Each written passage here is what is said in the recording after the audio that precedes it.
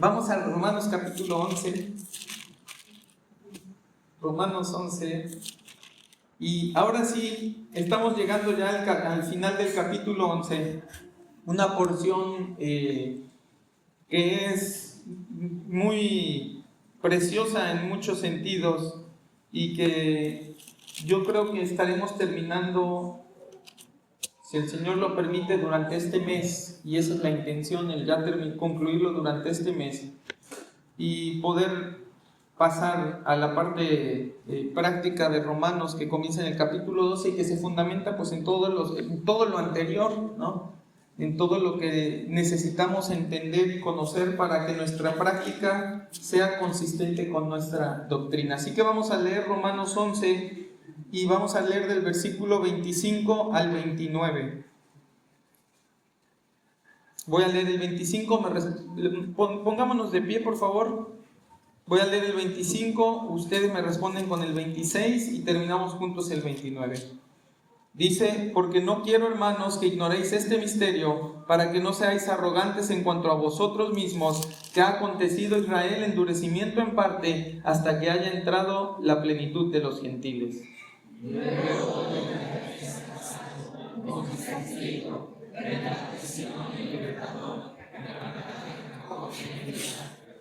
Y este será mi pacto con ellos cuando yo quite sus pecados.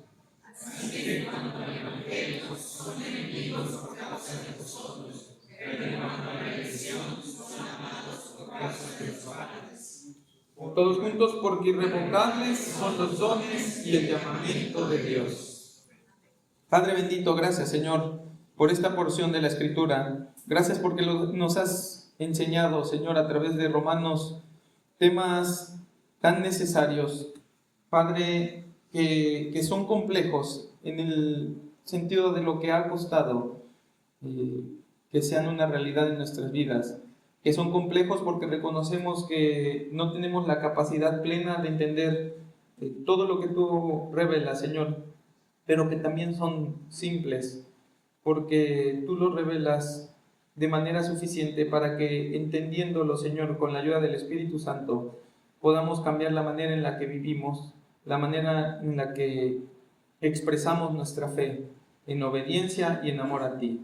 Que sea tu Espíritu Santo el que nos guíe en esta tarde y que tu palabra sea no solamente adquirida para conocimiento, Señor, sino también adquirida para piedad, para sujeción, para entendimiento y para toda buena obra. Bendice tu iglesia, Señor, y aliméntala y nútrela hoy con la verdad. Te lo pido en el nombre de Jesús. Amén. Bien, hermanos, pueden tomar sus asientos. Hoy vamos a estar estudiando este pasaje y nosotros comenzamos, y es importante que tengamos presente qué es lo que se dice en el versículo anterior para entender por qué Pablo comienza con un porqué, ¿no? Fíjate, en el versículo anterior leímos en Romanos 11, 24, dice: porque si tú fuiste cortado del que por naturaleza es olivo silvestre y contra naturaleza fuiste injertado en el buen olivo, ¿cuánto más estos que son las ramas naturales serán injertados en su propio olivo? Y lo que Pablo va a introducir inmediatamente después es ese porqué, ¿no? Ese porqué que nosotros vemos en la Escritura, que es una combinación de dos palabras o dos partículas griegas y que se utiliza para afirmar y enlazar declaraciones, similar a lo que tenemos nosotros, ¿no? A menudo introduce una razón, una explicación para una declaración anterior, y es similar a lo que nosotros utilizamos al por qué o pues, y proporciona dos funciones, una causal y una explicativa. ¿Cuál es la función causal? El por qué nos puede decir cuál es la razón detrás de un hecho o de una acción. Por ejemplo, en la frase no fui al trabajo porque estaba enfermo, la palabra por qué tiene esa función causal de decir no me presenté a laborar ya que estaba enfermo, ya que previamente yo me enfermé, por lo tanto no puedo presentarme a trabajar. Pero también tiene una función explicativa, que es el añadir información adicional sobre algo que se ha mencionado anteriormente. Por ejemplo, cuando nosotros decimos me gusta el chocolate porque prefiero los dulces, Es esa explicación más detallada de por qué me gusta el chocolate, porque para mí en general prefiero los dulces, es agregar más detalles, agregar más datos que pueden dar un mejor entendimiento de la acción o de la decisión que se está tomando. Y cuando nosotros vemos entonces este pasaje en el versículo 24, y de hecho, fíjate cómo el versículo 24 ya está comenzando con un ¿por qué? ¿No? Ya está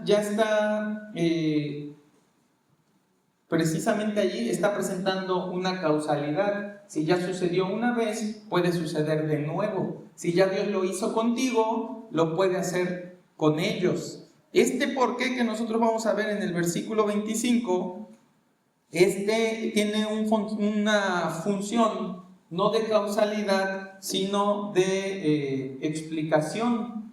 Pablo va a estarnos explicando a partir de aquí por qué puede suceder y va a suceder lo que acaba de afirmar y lo que afirmará más adelante. Y entonces, lo más natural cuando uno va leyendo los pasajes, cuando uno lee Romanos 11:24, sería preguntarse, si dice allí, cuanto más estos que son las ramas naturales serán injertados en su propio olivo, uno naturalmente tendría que hacerse la pregunta, ¿cómo es que las ramas naturales, que recordemos que conforme a lo que está hablando Pablo, se refiere a ese Israel étnico que fue cortado por su rebelión, fue desgajado, ¿no? Y nosotros fuimos tomados como gentiles e injertados en ese olivo, ¿cómo es que esas ramas naturales serán injertadas en su propio olivo? Ahora, la afirmación no es especulativa. Fíjate cómo el 24 no está diciendo podrían ser injertadas. No está Pablo como que tanteando el terreno para ver qué tanto de eso podría suceder o qué tanto no. Fíjate cómo dice, cuanto más estos que son las ramas naturales serán. Esa es una afirmación. Pablo no está allí viendo como que a ver qué tanto es aceptada la verdad o no, sino que la está afirmando dentro de la pregunta. Tampoco es una afirmación condicional, porque aunque sí vemos que habla de no permanecer en incredulidad, porque fíjate cómo dice el 23, y aún ellos, si no permanecieren en incredulidad, serán injertados, pues poderoso es Dios para volverlos a injertar. Aunque sí nos habla de esa condición de no permanecer en incredulidad, lo que ha quedado claro hasta ahora es que estar o no en incredulidad es una condición que responde directamente a la bondad o a la severidad de Dios. Y eso lo vemos en el versículo 32, fíjate, de ahí mismo, de Romanos 11:32. Dice, porque Dios sujetó a todos en desobediencia para tener misericordia de todos. Entonces, no es una condicional en el sentido de que esto sí depende de algo, pero depende de lo que Dios quiera hacer. No depende de lo que nosotros queramos hacer o de lo que Israel quiera hacer. Depende de lo que Dios ya ha decidido hacer, y eso es lo que está revelando Pablo aquí, ¿no? Así que Pablo va a agregar más detalles de cómo se va a suscitar, cuándo se va a suscitar esa reinserción del pueblo de Israel en la promesa, siempre sobre la realidad, y eso es importante que quede claro, siempre sobre la realidad de la regeneración del Espíritu Santo y la aceptación del Evangelio de Jesucristo. No puede ser fuera de, no hay otro evangelio, va a decirnos Pablo constantemente, no puede ser fuera de esas verdades que el pueblo de Israel en un futuro será reinjertado a esa promesa, a ese olivo al que ya alguna vez perteneció. Y entonces Pablo nos va a revelar aquí un misterio. Dice el versículo 25, porque no quiero, hermanos, que ignoréis este misterio, para que no seáis arrogantes en cuanto a vosotros mismos. El propósito de revelar el misterio es claro, dice Pablo, no quiero que ignoren, no quiero que sean arrogantes. No hay lugar para la ignorancia dentro de la fe, dentro del camino del Señor. Dice, no recuerdo exactamente, creo que es Joel, que dice, mi pueblo se perdió por falta de conocimiento. ¿Es Joel? Oseas, me pasé un libro. No, me faltó un libro. Es en el conocimiento, y por eso estamos estudiando. ¿Para qué estudiamos la Biblia? ¿Qué decimos? Para conocer al Dios, al único Dios verdadero, ¿no? Es en el conocimiento que uno puede caminar en la fe, que uno puede entender cómo se agrada a Dios, cómo se complace a Dios y cómo se obedece a Dios. Entonces Pablo dice, no quiero que sean ignorantes. Algún efecto debe de tener el que conozcamos esta verdad en nuestra obediencia a Dios, porque si no, Pablo diría, bueno, pueden permanecer en ignorancia, ¿qué importa? Que el Señor diría, ¿qué importa que le revele este misterio si no pasa nada para su fe, para su obediencia? Algo tiene que impactar en nosotros el entender este misterio. Y tampoco hay lugar en nuestras vidas para la arrogancia. Lo vimos claramente cuando hablábamos de cómo de la bondad y la severidad de Dios, cómo no es el estado de la jactancia y de la arrogancia un estado natural del creyente, sino contrario a. Efesios 4, 17 y 18 dice, esto pues digo y requiero en el Señor, que ya no andéis como los otros gentiles que andan en la vanidad de su mente, teniendo el entendimiento entenebrecido, ajenos de la vida de Dios por la ignorancia que en ellos hay, ahí está la ignorancia, y por la dureza de su corazón, ahí está la arrogancia. Entonces no tenemos nosotros dentro de la fe ni espacio para la ignorancia ni espacio para la arrogancia. Así que en la dirección del Espíritu Santo, Pablo va a develar aún más de este misterio, sin que eso signifique que todo queda aclarado. El misterio tiene que ver más con la idea de, no sé si alguna vez te ha tocado que van a conmemorar a alguien o hacerle un reconocimiento a alguien. Creo que se ve mucho en los teatros cuando las obras cumplen cierto número de funciones y develan una placa, ¿no? Ese es el concepto de revelar un misterio. Hay algo allí atrás, existe ese algo allí atrás, ¿no? Solo que tú no alcanzas a verlo porque tiene algo que está impidiendo que tú puedas ver qué es lo que está allí. Entonces, revelar un misterio tiene que ver con quitarle eso que lo está cubriendo de tal forma que sea visible, y que siendo visible, pues sea algo con el que tú puedas comprender de mejor manera. No todos los misterios son revelados en lo absoluto, ¿no? Nosotros vemos la revelación progresiva del Evangelio, ¿no? Vemos cómo se van dando verdades que el creyente, y en ese momento, ¿no?, a quien Dios les habla y a quien Dios se dirige, pues tiene que creer por fe, porque no tiene todos los detalles, no tiene minuciosamente cuál es el misterio completo. Cuando nosotros vemos que llega cierto tiempo y que entonces ese hecho que está anunciando el misterio se cumple, entonces todos los detalles quedan más claros. Por ejemplo, nosotros vemos hacia atrás la encarnación de Jesucristo, y para nosotros genera muchas menos dudas, aunque no son pocas, en nuestra vida y en nuestro entendimiento de lo que Dios vino a hacer y de lo que Cristo vino a hacer, a comparación de lo que les fue prometido el Mesías, ¿no? Si tú ves la Escritura y ves la promesa a Eva en la simiente, y dice, y pondré enemistad entre tú y la mujer, entre tu simiente y la simiente, entre su simiente y la simiente tuya, esta te herirá en la cabeza y tú le herirás en el calcañar. Y tú dices, pues una simiente, ¿no? ¿Qué es una simiente? No sé. De hecho, simiente en el hebreo quiere decir semilla, ¿no?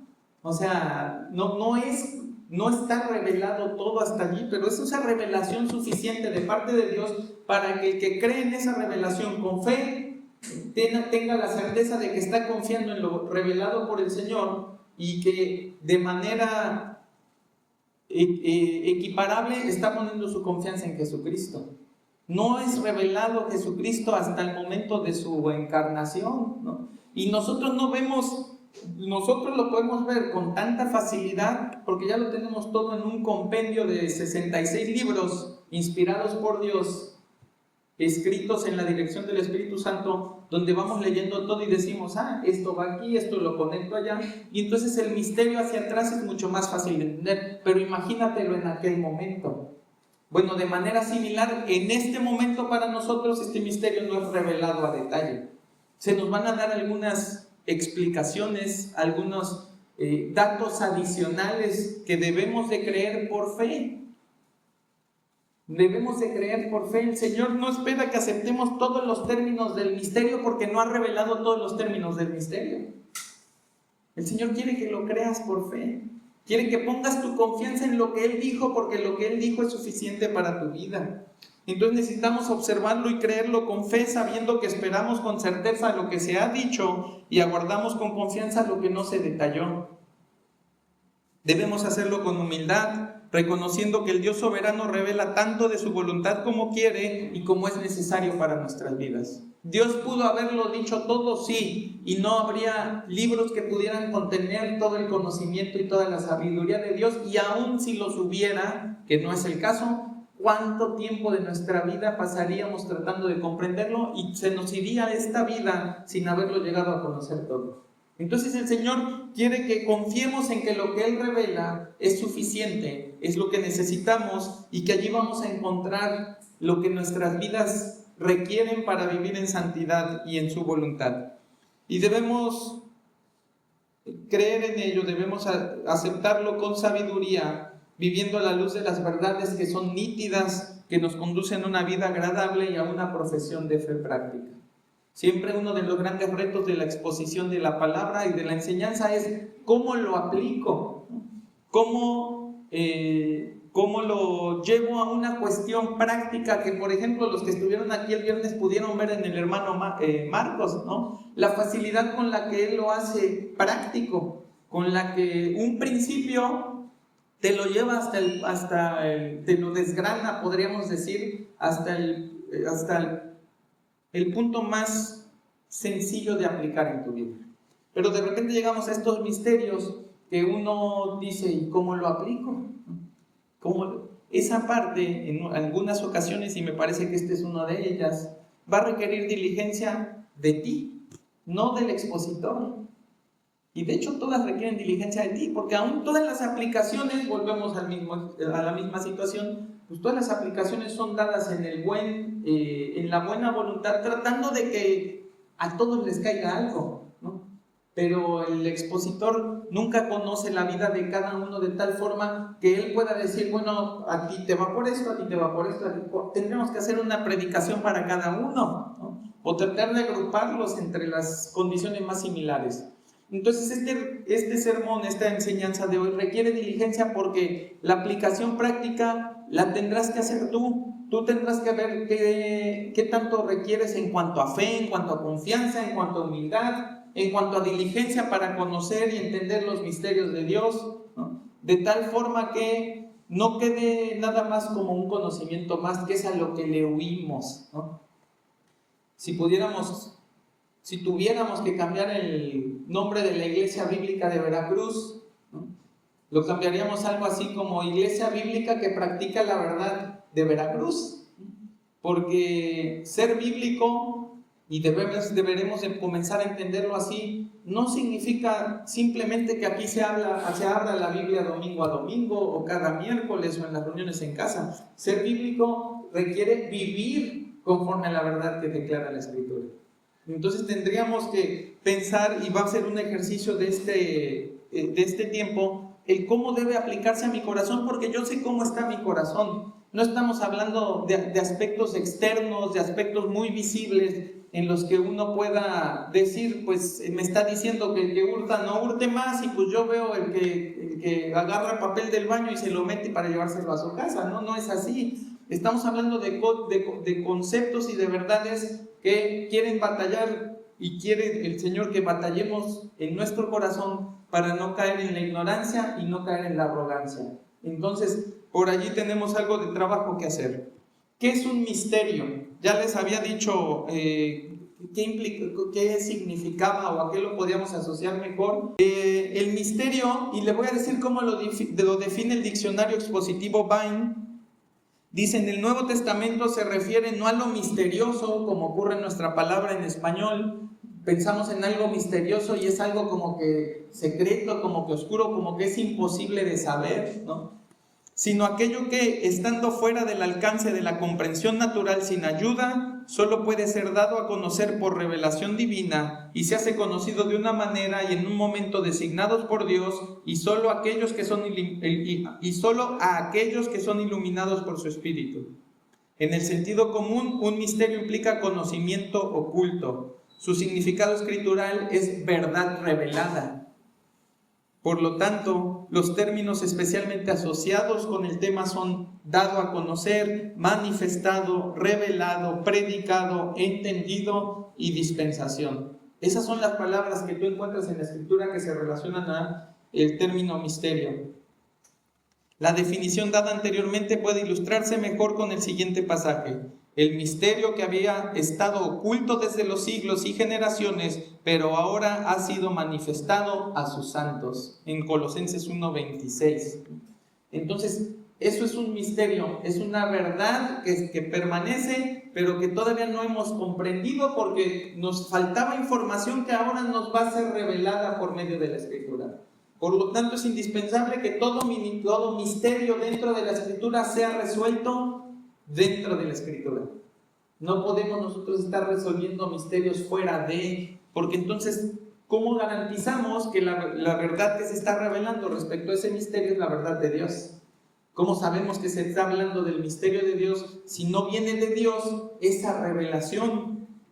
Encontramos la palabra misterio 9 veces en el Antiguo Testamento, todas ellas en el libro de Daniel y empleadas cuando Nabucodonosor, si recuerdan, Nabucodonosor tiene sueños que no comprende, incluso sueños que ni alcanza a recordar bien y que manda a traer a sus adivinos para que se lo hagan recordar y se lo interpreten. ¿Quién es el único que puede hacerlo por ayuda divina? Pues es Daniel. Daniel descubre el misterio y le revela cuál es el misterio, le da la interpretación de lo que ahí de lo que había soñado Nabucodonosor. En el Antiguo Testamento entonces aparece 9 veces, en el Nuevo Testamento aparece 27. Y fíjate qué precioso es esa relación de cómo en el Nuevo Testamento se nos revelan tantos misterios. Y creo que no cabe duda que el Nuevo Testamento nos trae una luz que no se tenía antes sobre la voluntad de Dios, sobre los propósitos y los planes redentores de Dios. Y el peligro es que pensando que allí es donde se revelan los misterios, pues le quitemos importancia al Antiguo Testamento y digamos, pues que es como cuando quieres leer un libro y te vas al último capítulo, ¿no? ¿Ya para qué leo? ¿No? Ya con que aquí entienda qué fue lo que pasó, en qué termina la historia, con eso es suficiente. Nunca va a ser suficiente. Nunca va a ser suficiente el Antiguo Testamento, por mucho que no le entiendas y por mucho que digas que está aburrido y que las historias están medio raras y sanguinarias, no va a ser suficiente. Porque dice Timoteo, toda la Escritura es inspirada por Dios y útil para enseñar, para redarguir, para instruir, para corregir en justicia. No sé si ya lo invertí, pero a fin de que el hombre de Dios sea perfecto, enteramente preparado para toda buena obra. Entonces no es suficiente. Sí es realidad que ahí se revelan los misterios en la medida en la que Dios lo quiere para provecho de nuestras almas, pero no significa que no necesitemos todo lo anterior. No significa que no es necesario que indaguemos por qué es un misterio. ¿En qué momento lo revela Dios? ¿Cuál es la intención de Dios al revelar parcialmente algo para después complementarlo? ¿Cómo eso también glorifica y magnifica la obra de Jesucristo, en el cual todo se hace perfecto? Entonces es indispensable que nosotros vayamos dándole peso a la palabra de Dios como un todo, y no como una sección que me puede servir para vivir hoy y la otra no importa si me sirve o no. En los evangelios aparece en 3 ocasiones y bueno, ya yo decía cuándo se los diré, pero creo que mientras más pronto mejor. No vamos a acabar hoy esta lección, ¿no? Está dividida en 2, vamos a llegar a la mitad, pero va a ser una mitad suficiente, una mitad provechosa. En los evangelios vemos en 3 ocasiones. ¿Por qué? Porque creo que es indispensable que entendamos la necesidad de valorar las revelaciones del Señor, específicamente cuando vemos misterios así que son develados, cuando son cosas tan claras que está diciendo, no quiero que ignoren este misterio. Bueno, ¿por qué es tan importante? ¿No? ¿Qué otros misterios hay? ¿No? ¿Cómo puedo entender la relevancia de eso? Bueno, vamos a ver que en los evangelios aparece en 3 ocasiones la palabra misterio, y se utiliza en relación a la revelación de los misterios del reino a los discípulos, y que esos mismos misterios se ocultaron de todos aquellos que no tenían fe en Jesucristo a través de la enseñanza de parábolas. Lo encuentras en Mateo 13:11, Marcos 4:11 y Lucas 8:10, ¿no? Entonces, en esos momentos, cuando Jesús dice, ya no les voy a seguir diciendo las cosas como las decía de claras, porque no está siendo provechoso para ellos, ¿no? Entonces, las voy a ocultar, ¿sí? Voy a ocultar esos misterios y los voy a enseñar en forma de parábolas. En Romanos aparecen 2 ocasiones. La primera de ellas es la que acabamos de leer, en Romanos 8:25, y donde se revela precisamente la inserción del Israel étnico al pacto de gracia por decreto divino, y una vez más en relación al misterio de la gracia manifestada en Jesucristo para todo hombre, sea judío o sea gentil, en Romanos 16:25.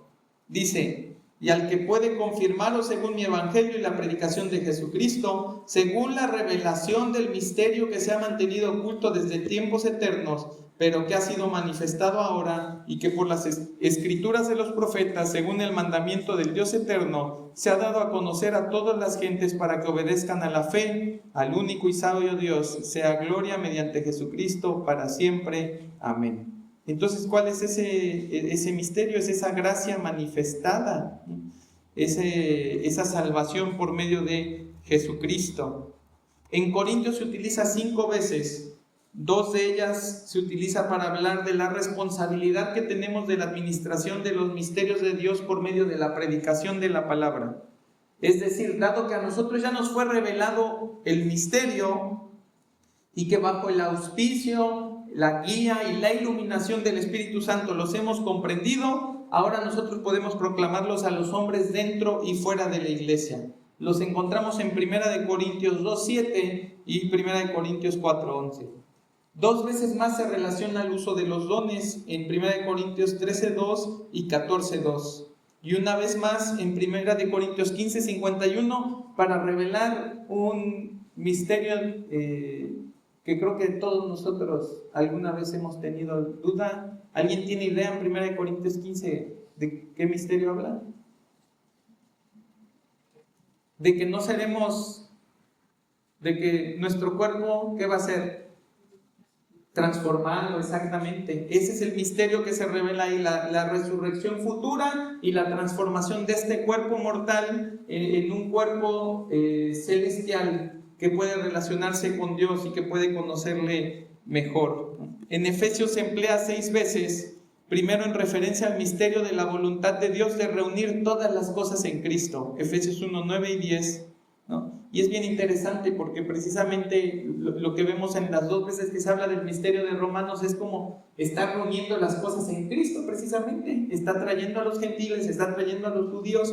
Efesios 1, 9 y 10 habla de eso.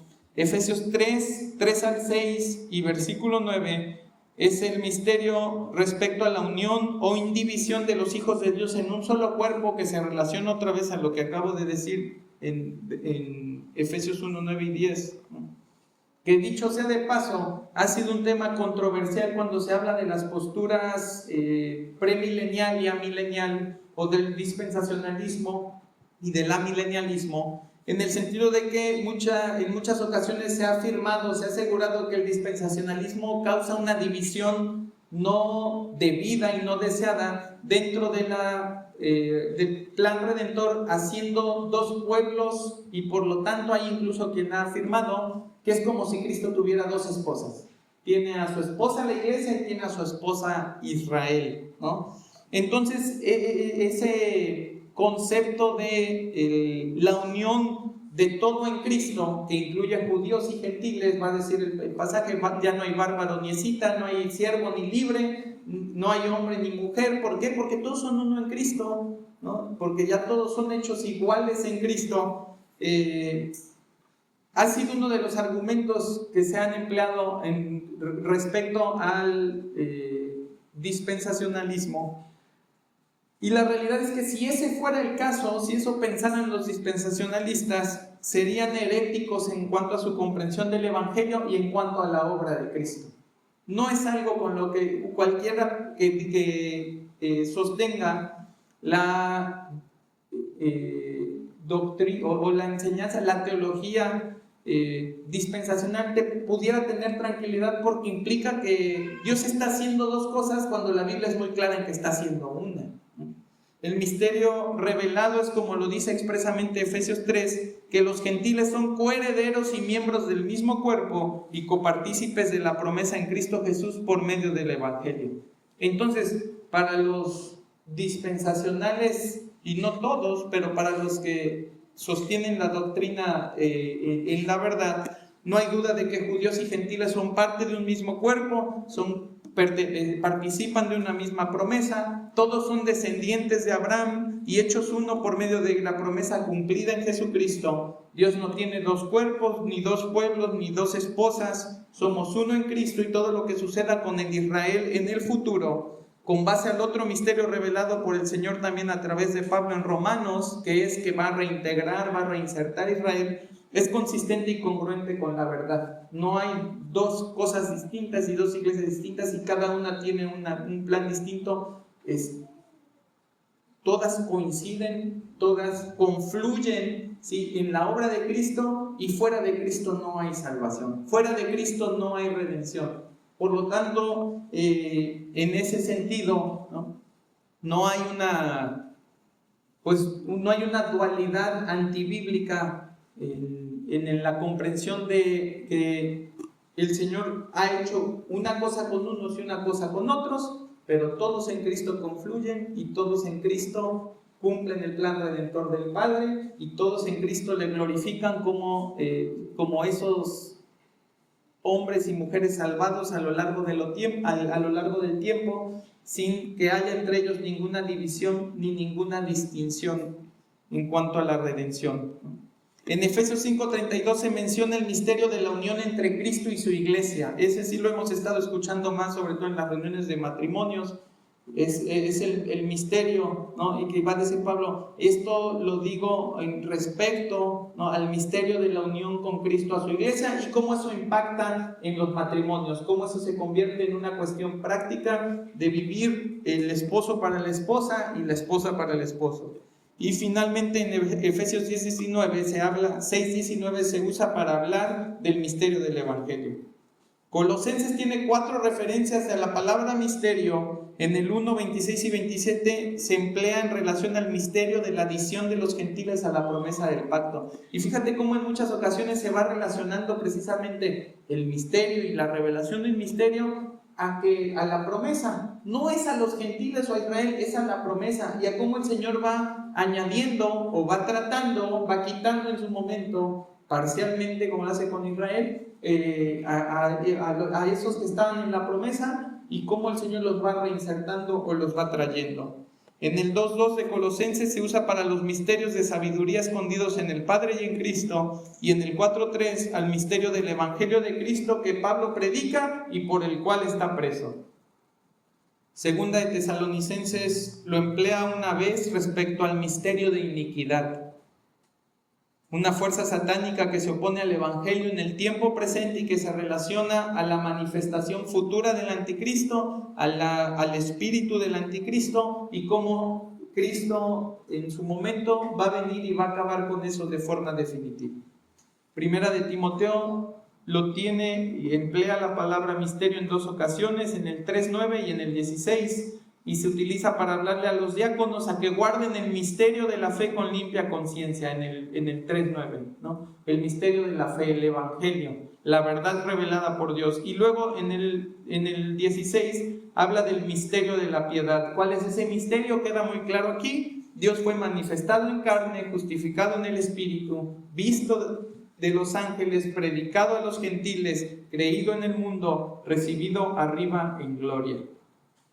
Por último, en torno a las referencias de la palabra misterio en el Nuevo Testamento, tenemos 4 ocasiones que aparece en Apocalipsis. Apocalipsis 1:20 habla del misterio de las 7 iglesias, Apocalipsis 10:7 del misterio de Dios relacionado al fin de los tiempos, y en Apocalipsis 17:5 y 7 un misterio respecto a la bestia que es revelado a Juan y que concluye con la victoria de Cristo el Cordero sobre ella. Todo eso revelado allí. Como les decía en un principio, mi intención, al ser tan minucioso en estudiar y en entender cómo se utiliza la palabra misterio en la Escritura, es darle la relevancia que debe tener a nosotros el que en este momento Pablo diga: no quiero que seáis ignorantes, no quiero que ignoren este misterio.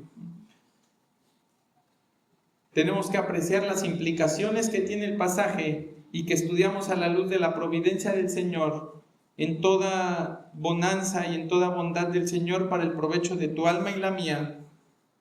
Y el deseo es que valoremos cada misterio revelado, porque es indispensable para la salud de nuestra fe en víspera de alcanzar las promesas de Dios.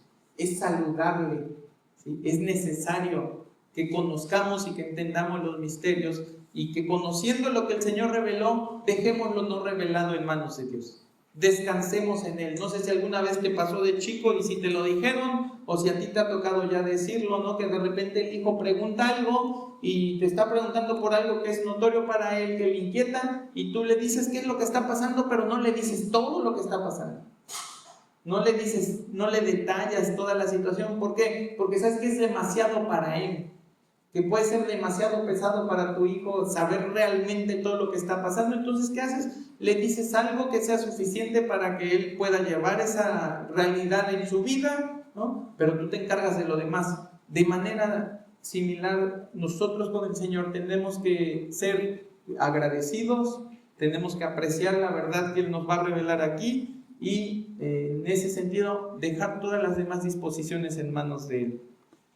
Ya hablamos del propósito del misterio: no estar en ignorancia y no ser arrogantes. Ahora vamos a ver las pautas del misterio. Y la primera es esa que dice allí en Romanos 11:25, en la segunda parte, dice: porque no quiero, hermanos, que ignoréis este misterio, para que no seáis arrogantes en cuanto a vosotros mismos, que ha acontecido a Israel endurecimiento en parte.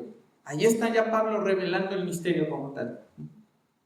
Como lo hemos visto ya, el entendimiento de Israel respecto a la revelación de Dios fue endurecido. Y si no te tocó escucharlo aquí y quieres saber más, en el canal de YouTube pueden encontrar las enseñanzas que se han dado. Hay 2 respecto al endurecimiento, a cómo Dios lo obró en Israel. Creo que uno se llama Endurecidos y otro, no lo recuerdo, pero están los 2 juntos. Pero allí está, lo vemos en Romanos 11:7 al 10. Dice Romanos 11:7: que pues lo que buscaba Israel no lo ha alcanzado, pero los escogidos sí lo han alcanzado, y los demás fueron endurecidos. Como está escrito: Dios les dio espíritu de estupor, ojos con que no vean y oídos con que no oigan, hasta el día de hoy. Y David dice: se ha vuelto su convite en trampa y en red, en tropezadero y en retribución. Se han oscurecido sus ojos para que no vean, y agóbiales la espalda para siempre. Este endurecimiento obrado por Dios no es un endurecimiento total de la nación, sino parcial. Esa es la revelación. No los he endurecido para siempre, no los he endurecido del todo. Y cuando nosotros vemos parcial, podríamos entenderlo en 2 formas. Y las 2 formas las podemos ver como correctas. La primera de ellas es que no endureció a todo Israel. No ha sido todo Israel el que ha quedado endurecido. Tú has visto que el Señor siempre se ha guardado un remanente, siempre ha obrado con misericordia, dando lo opuesto al endurecimiento, que es la gracia para comprender el Evangelio, y que entonces no todo Israel ha sido endurecido, por lo tanto fue un endurecimiento parcial. Una parte de Israel fue endurecida.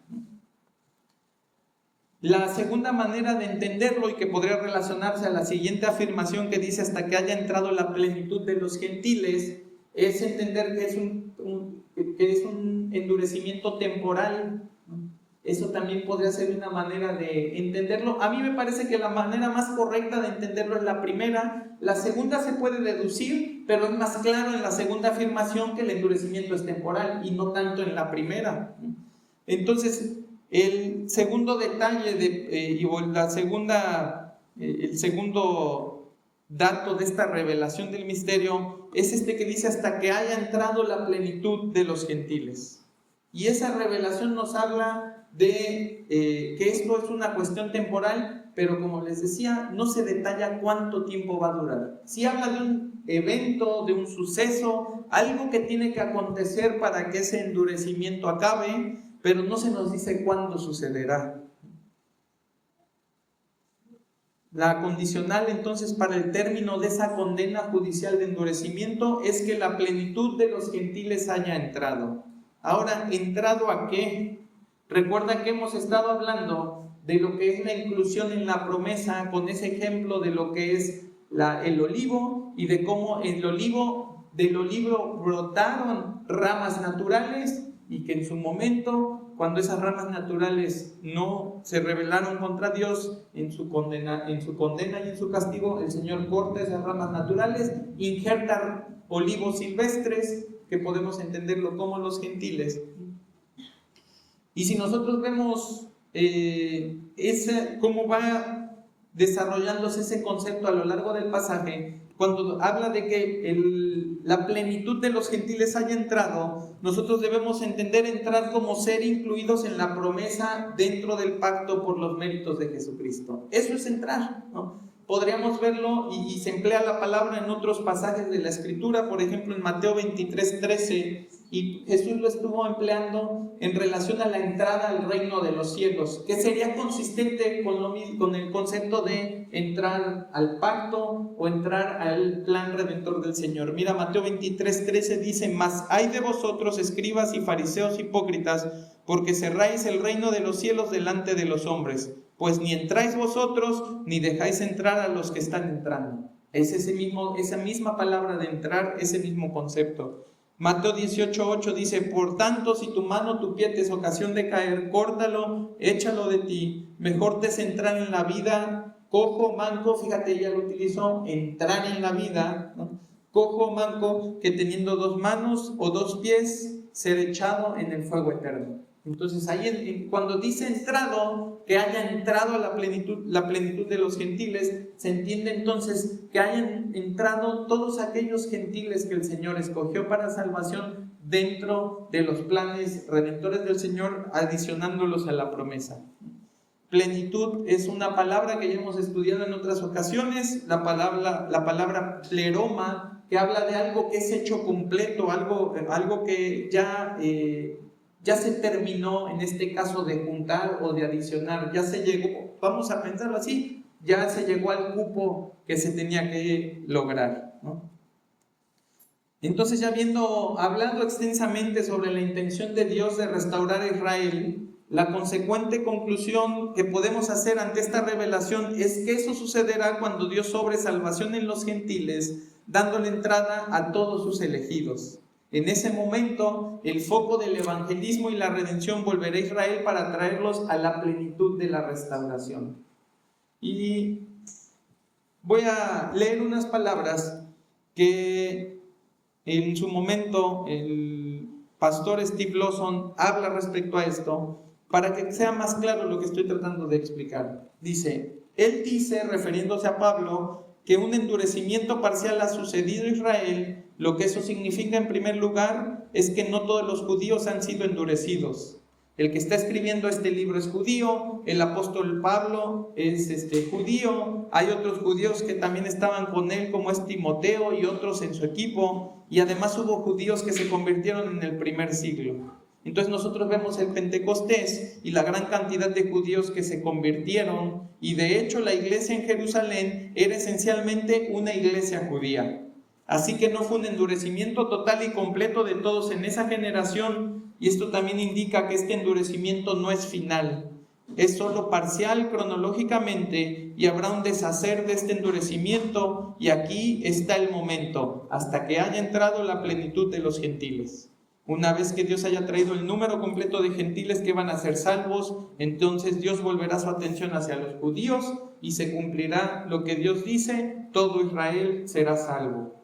Así que en este momento Israel todavía está en espera, habiendo sido apartado por Dios, y Dios los ha endurecido, los ha cegado, los ha ensordecido. Tienen ojos pero no pueden ver, tienen oídos pero no pueden oír, tienen un corazón pero no pueden creer. Y ahí Dios está trabajando ahora predominantemente con los gentiles. Y cuando haya traído la plenitud de los gentiles, entonces Dios en los últimos días volverá su atención a su pueblo elegido, a quienes apartó comenzando con Abraham, y Dios traerá una gloriosa cosecha evangelística de judíos, y el único que puede hacer esto es Dios, porque es Dios quien los ha endurecido, y solo Dios y Él puede deshacer ese endurecimiento. Dios los ha cegado, solo Dios puede darles ojos para ver. Dios los ha ensordecido, solo Dios puede darles oídos para oír. Y así dice el principio del versículo 26 en tono de conclusión: y así entonces todo Israel será salvo. Ahora, quise también compartirles lo que dice John Piper respecto a esto. Dice: no, todo Israel puede ser salvo. No está diciendo, no todo Israel puede ser salvo, sino todo Israel será salvo. No todos están de acuerdo en que todo Israel se refiere a la nación como un todo que estará viva en alguna generación futura. Algunos interpretan todo Israel como el verdadero Israel espiritual que incluye a judíos y gentiles.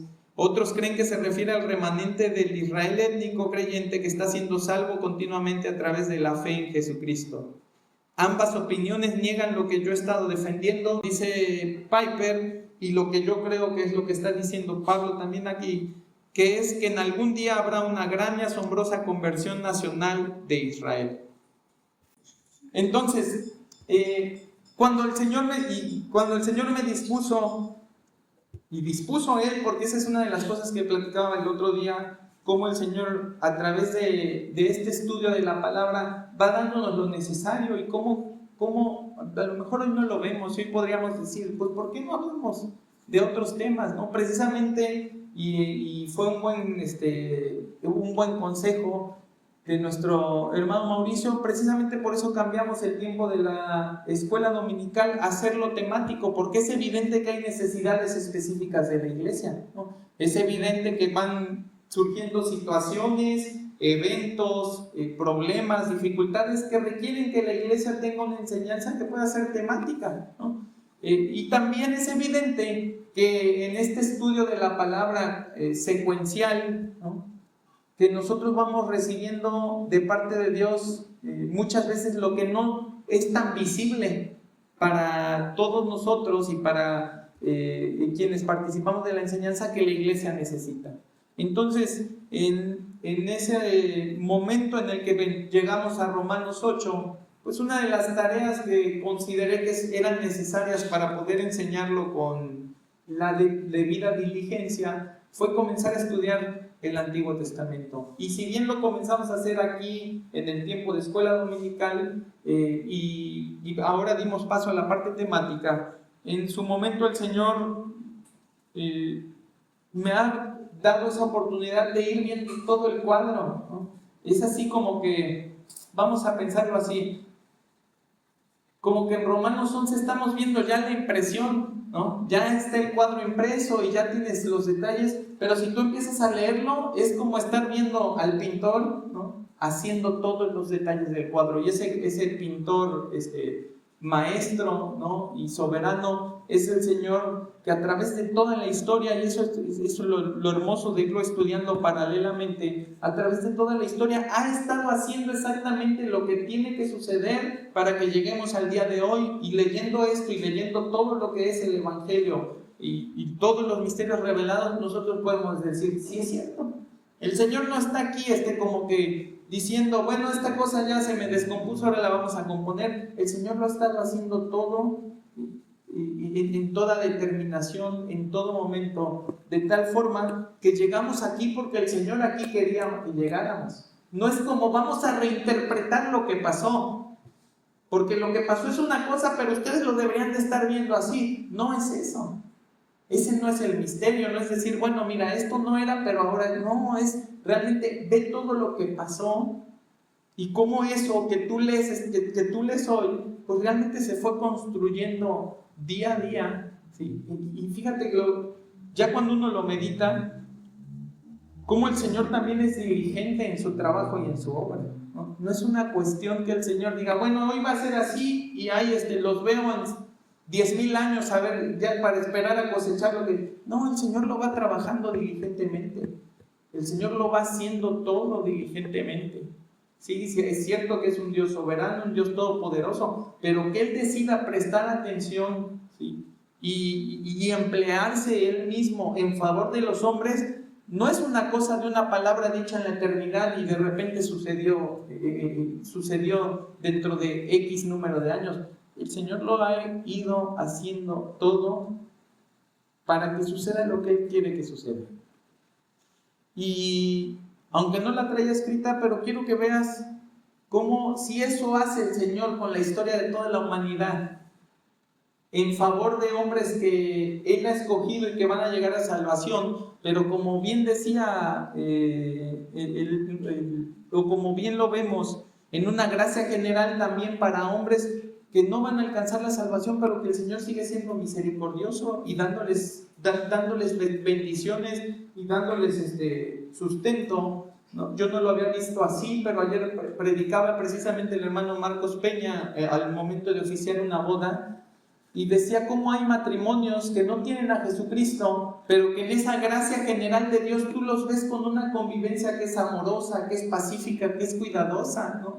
Yo en su momento lo pensaba como que accidentes, cómo es que llegan allí, ¿no? Y me dio una perspectiva nueva al escucharlo del hermano y decir, también Dios tiene esa gracia para formar ese tipo de matrimonios, ¿no? Y para lograr sus propósitos a través de ese tipo de matrimonios. ¿Cuáles? Podríamos como que quebrarnos la cabeza pensando cuáles, pero uno muy fácil es cuando agarran y te dicen, oye, esos no son cristianos y ve cómo se quieren, y tú dices que eres cristiano y no te veo que ames a tu esposa, ¿no? Hasta para eso el Señor emplea su gracia de manera soberana, de forma que todo nos sea provechoso. Nada se desperdicia de la gracia de Dios, nada cae a tierra, nada es inútil ni vano. Todo lo que el Señor hace y decreta tiene un propósito, y lo que nosotros vamos contemplando a través del estudio del Antiguo Testamento y específicamente de los profetas mayores y menores,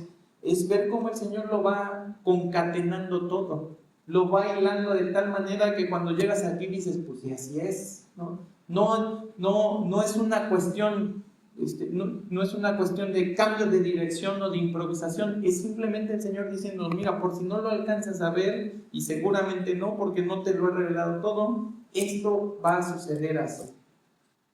Ahora, ¿por qué les digo todo esto? Acompáñenme a leer Zacarías 1, por favor. Ya con me voy a despedir, porque si empiezo a leer todos los pasajes. Zacarías capítulo 1, versículos 7 al 17.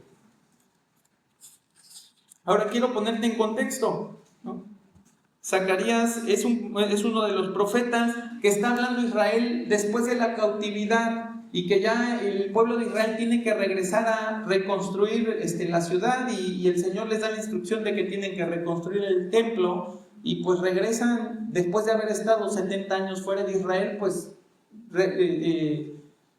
tienen que empezar de cero prácticamente, porque todo ha sido borrado. Y entonces en este pasaje lo que estamos viendo es precisamente que Dios utiliza a Zacarías para hablar al pueblo de Israel, para animarlo, para que vaya y haga la obra que tiene que hacer de vuelta en su tierra y vuelva a levantar un templo. Y fíjate, Zacarías 1, versículo 7, dice, si tú lees el encabezado, dice la visión de los caballos. Dice, a los 24 días del mes 11, que es el mes de Sebat, en el año 2 de Darío, vino palabra de Jehová al profeta Zacarías, hijo de Berequías, hijo de Ido, diciendo, vi de noche, y he aquí un varón que cabalgaba sobre un caballo alazán, el cual estaba entre los mirtos que había en la hondura, y detrás de él había caballos alazanes, overos y blancos. Entonces dije, ¿qué son estos, Señor mío? Y me dijo el ángel que hablaba conmigo: yo te enseñaré lo que son estos. Y aquel varón que estaba entre los mirtos respondió y dijo, fíjate cómo ya cambia quien está hablando. Le dice el ángel: yo te lo voy a explicar, pero ahora ¿quién es el que habla? El que estaba sobre el caballo, ¿no? El varón que estaba sobre el caballo dice: y aquel varón que estaba entre los mirtos respondió y dijo: estos son los que Jehová ha enviado a recorrer la tierra, refiriéndose a los caballos, ¿no? Y ellos hablaron a aquel ángel de Jehová que estaba entre los mirtos y dijeron: fíjate quién es ese varón que está en ese caballo alazán. Alazán es un caballo que es rojizo, no rojo como nosotros lo vemos, sino más como un café que tiende a rojo, como naranja exactamente, ¿no? Dice: y respondió el ángel de Jehová y dijo: oh Jehová de los ejércitos, ¿hasta cuándo no tendrás piedad de Jerusalén y de las ciudades de Judá, con las cuales has estado airado por espacio de 70 años? Y Jehová respondió buenas palabras, palabras consoladoras al ángel que hablaba conmigo. Y me dijo el ángel que hablaba conmigo: clama diciendo, así ha dicho Jehová de los ejércitos, celé con gran celo a Jerusalén y a Sión, y estoy muy airado contra las naciones que están reposadas, porque cuando yo estaba enojado un poco, ellos agravaron el mal. Por tanto, así ha dicho Jehová: yo me he vuelto a Jerusalén con misericordia, en ella será edificada mi casa, dice Jehová de los ejércitos, y la plomada será tendida sobre Jerusalén. Clama aún, diciendo, así dice Jehová de los ejércitos, aún rebosarán mis ciudades con la abundancia del bien, y aún consolará Jehová a Sión, y escogerá todavía a Jerusalén. Y lo que yo quiero que apreciemos aquí, porque ciertamente lo que dice al final, pues es una cosa, es como que cuando te pega, ¿no? Cuando dice, y elegirá todavía, es lo que Pablo ha estado tratando de decir durante cuántos capítulos, que no ha desechado Dios a Israel, ¿no? Ahí está, y ahí lo está diciendo Zacarías y no estaba oculto, ¿no? Pero no quiero que te fijes nada más en esa parte, porque es la parte más obvia, ¿no? Lo que yo quiero que aprecies aquí es esa interacción que se da entre el Padre y el Hijo, entre el varón que está sobre el caballo alazán, ¿no? Y Jehová de los ejércitos, que vemos que es con quien habla, ¿no? Ese varón que cabalga en ese caballo rojizo es el propio Cristo, el ángel de Jehová, y él le va a responder a Zacarías sobre la visión que atestigua, y le dice que todos esos caballos que ve allí, que dice que es alazán, overos y blancos, y overos son los que tienen manchas, que son blancos y cafés o blancos y negros. Me puse a investigarlo porque yo no sabía, ¿no? Y dice, los mandé, ¿no? Los mandé a recorrer en la tierra y me trajeron buenas noticias. ¿Qué dice allí? Dice, hemos recorrido la tierra y aquí toda la tierra está reposada y quieta. Y me llama la atención cómo la creación le reporta a su creador, ¿no? Cómo en esa figura del señorío de Cristo aún manda y dispone, y ahí es donde toma sentido que dice que si nosotros no lo hacemos, ¿a quién va a levantar el Señor para que predique a las piedras, ¿no? Ahí está allí está también el Señor utilizando un burro para que Balaam pueda entender que él no quiere que vaya para allá, cuando ha sido tan claro con Balaam diciéndoselo. Fíjate cómo vienen esos caballos y dicen, hemos recorrido la tierra y aquí toda la tierra está reposada y quieta. Viene entonces ese diálogo íntimo entre el Hijo y el Padre, y dice, respondió el ángel de Jehová y dijo, oh Jehová de los ejércitos. ¿Y cuál es la pregunta? ¿Hasta cuándo no tendrás piedad de Jerusalén y de las ciudades de Judá, con las cuales has estado airado por espacio de 70 años? Fíjate, ¿qué está haciendo el Cristo allí? ¿Qué está haciendo Cristo allí? Es una pregunta, pero no es una pregunta. Cristo sabe lo que Dios está haciendo. Cristo es Dios, es la eternidad allí. ¿Qué es lo que Cristo está haciendo entonces? ¿No? Es lo mismo que hace por ti y por mí. Está intercediendo. Está intercediendo por su pueblo. Está intercediendo por ellos porque sabe cómo es Israel. Sabe que el Señor está enojado, pero ¿qué quiere? Que no siga el Señor enojado en su vida, ¿sí? Castigando a Israel, y que no sea Israel desechado por completo, sino que el Señor se apiade de ellos. Fíjate cómo Deuteronomio 33, 26 nos muestra ese deseo y esa congruencia y esa consistencia de la Escritura. Fíjate, dice, no hay Dios como el Dios de Jesurún o Jesurún, ¿no? Me puse a investigar y Jesurún quiere decir que es de justicia. Dice, no hay Dios como el Dios de justicia, es lo que quiere decir allí. Quien cabalga sobre los cielos para tu ayuda y sobre las nubes con su grandeza. Ahí está, es eso. ¿En qué anda Cristo en esa visión? En un caballo, entre los mirtos, ¿no? Cabalgando. Entonces, ¿qué es lo que está haciendo Cristo ahí? Lo mismo que hace por ti y por mí, dice Romanos 8:33. ¿Quién acusará a los escogidos de Dios? Dios es el que justifica. ¿Quién es el que condenará? Cristo es el que murió, mas aún el que también resucitó, el que además está a la diestra de Dios, el que también intercede por nosotros. Hermano querido, tanto como Cristo ha intercedido por ti delante del Padre para tu salvación y bienestar en Él, así lo ha hecho también con sus escogidos de Israel desde toda la historia de la redención. No es con los gentiles y con el pacto de gracia que Cristo inicia su obra intercesora. Ser intercesor es un atributo de Cristo y Él lo ha sido y lo ha ejercido desde la eternidad en favor de todo aquel hombre y aquella mujer que ha sido escogido por Dios para salvación por gracia por medio de la fe. Eso es lo que Cristo está haciendo, intercediendo por los que el Señor escogió. No está intercediendo por unos desconocidos, está intercediendo por los que el Señor escogió. Pero fíjate cómo no acaba allí el diálogo. Ya escuchamos al Hijo. Ya escuchamos al Hijo hablándole al Padre y diciéndole, ¿hasta cuándo no tendrás misericordia? Si lo invirtiéramos, ¿no? La pregunta sería, ¿cuándo vas a detener tu ira sobre ellos? ¿Cuándo vas a detener tu castigo sobre ellos? Y fíjate cómo le contesta el Padre allí en el versículo 13. Y Jehová respondió, buenas palabras, palabras consoladoras al ángel que hablaba conmigo. ¿A quién quiere consolar el Padre? No quiere consolar a Zacarías. Zacarías lo escucha porque le permiten ver esa visión. Pero ¿a quién se está dirigiendo el Padre? A Jesucristo. Y fíjate cómo dice que le habla buenas palabras y palabras consoladoras.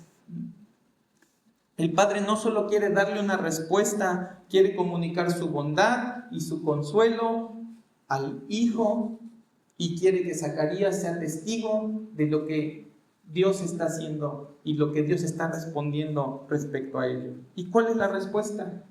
Primero, que Dios todavía ama a Israel. Fíjate el versículo 14, y me dijo el ángel que hablaba conmigo, clama diciendo, así ha dicho Jehová de los ejércitos, celé con gran celo a Jerusalén y a Sion.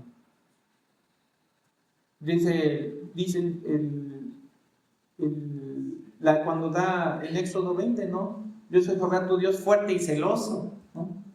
¿Y a poco tú celas a los que no tienen ningún afecto para ellos? No. Que hagan con su vida lo que quieran, dice uno, pues a mí qué, ¿no? Pero ¿cómo es uno con los suyos? Y eso es lo que está diciendo, los celé con gran celo, ¿no?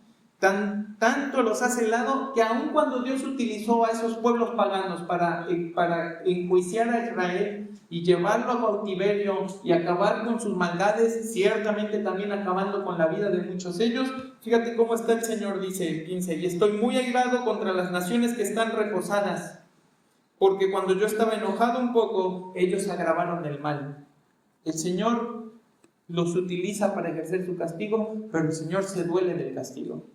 Ese es el perfecto carácter de Dios, que ejerce justicia, pero al mismo tiempo ejerce misericordia, que es, como veíamos, bondadoso, no es benevolente, pero al mismo tiempo que es severo. Entonces el Señor mandó a los asirios y a los babilonios para que cada uno acabara con la parte del norte de Israel y otros con la parte del sur, e hicieron lo que tenían que hacer porque Israel se había rebelado contra Dios ya de una forma en la que el Señor ya estaba cansado con ellos. Pero el Señor no va a premiar ese exceso de violencia, ¿sí? Ese exceso de maldad con el que estas naciones trataron al pueblo de Israel. Fíjate cómo dice que Él está enojado con ellos. Dice, ellos están bien tranquilos, ¿no? Dice, contra las naciones que están reposadas. porque cuando yo estaba enojado un poco, ellos agravaron el mal. ¿Qué va a decir entonces? ¿Y qué le dice el padre al hijo y que el hijo le comunica a Zacarías, ¿no? Del versículo 16 vemos que Dios será misericordioso con su pueblo y le concederá no solo el retorno y la reconstrucción de la ciudad que fue destruida antes del exilio. Fíjate, por tanto así ha dicho Jehová: yo me he vuelto a Jerusalén con misericordia, en ella será edificada mi casa, dice Jehová de los ejércitos, y la plomada será tendida sobre Jerusalén. La plomada será tendida, es esa idea de que pues van a estar trabajando. Imagínate una nación que regresa a su tierra, que no tiene nada, no tiene ni dónde guarecerse, no tiene de dónde comer, ¿no? ¿Te acuerdas cómo era la reconstrucción que narra Nehemías? ¿Qué hacían? En una mano, ¿qué tenían? En una mano con una trabajaban y con otra tenían la espada. ¿Por qué? ¿Dónde se iban a refugiar? Estaban expuestos a todo tipo de peligros y fíjate lo que está diciendo: se va a tender plomada y yo me voy a encargar de que se reconstruya. Yo me voy a ocupar de que esa ciudad vuelva a ser edificada, ¿no? Pero además de eso, fíjate cómo el Señor les va a dar una plenitud desbordante de bondad, consuelo y seguridad de su elección perpetua. Fíjate el 17, clama aún diciendo: así dice Jehová de los ejércitos, aún rebosarán mis ciudades con la abundancia del bien.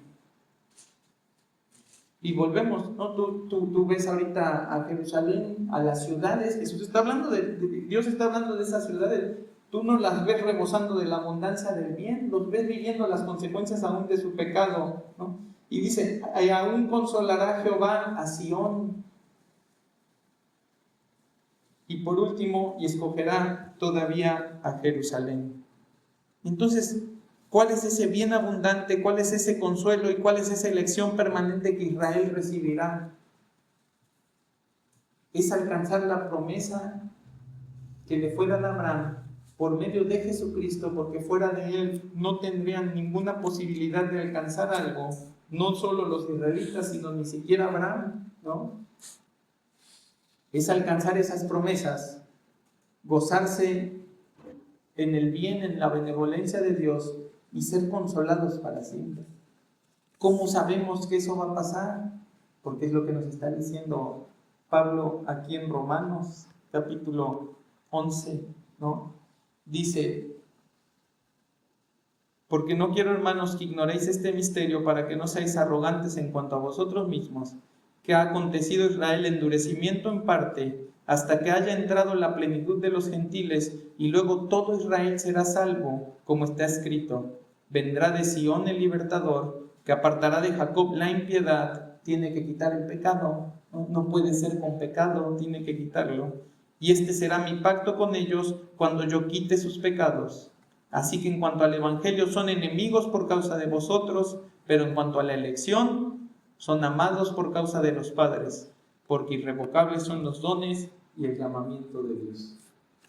Y no vamos a terminar hoy, como les había comentado, de ver, ¿no?, todo y entender todo lo demás, ¿no?, que acabo de leer.